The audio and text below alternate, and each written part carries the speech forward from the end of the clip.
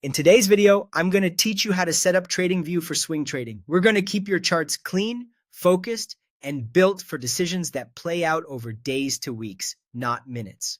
First, choose the right market. Swing trading works best on liquid, trending assets because liquidity gives you tighter spreads, cleaner price action, and fewer random spikes. Think well-known stocks and popular ETFs, major forex pairs, and the top cryptocurrencies. The key is movement with participation, not thin names that jump around on low volume. You're looking for charts that are making clear higher highs and higher lows in an uptrend, or lower highs and lower lows in a downtrend. If it's choppy and flat, it's tougher to swing trade with confidence. Next, set the correct time frame with a simple multi-time frame approach. Use the daily chart to define your main trend and bias. Are we broadly bullish or bearish? And where are the major support and resistance zones?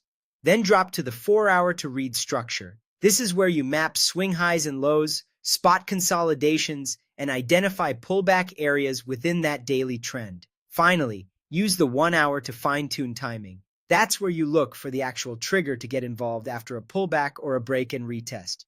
Remember, swing trading is not about 1 to 5 minute charts. Those lower time frames add noise and can push you into overtrading. Now set your chart type. Stick with candlesticks. They're the clearest for reading momentum and rejection. Choose a clean background. Dark or light is personal preference, and remove visual clutter. Hide unnecessary lines and features you don't use, and keep the grid subtle or turn it off if it's distracting. The goal is to make price action the star of the show. Finally, add only the essential indicators. Open the Indicators menu and add 3 tools: the 50-period EMA, the 200-period EMA, and the RSI. The 50 EMA helps you see the active trend and dynamic support or resistance within it.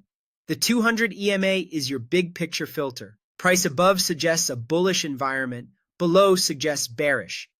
Treat crossovers as context, not automatic signals. Then add the RSI, typically at the default 14-period setting. Use it to gauge momentum and to avoid chasing extended moves. If RSI is stretched, wait for a healthier pullback rather than forcing an entry. Keep colors simple and readable, and resist the urge to stack on more indicators. That's your streamlined swing trading workspace in TradingView. Liquid trending markets, daily, 4-hour, and 1-hour alignment, clean candlesticks, and just the 50 EMA, 200 EMA, and RSI to guide your decisions.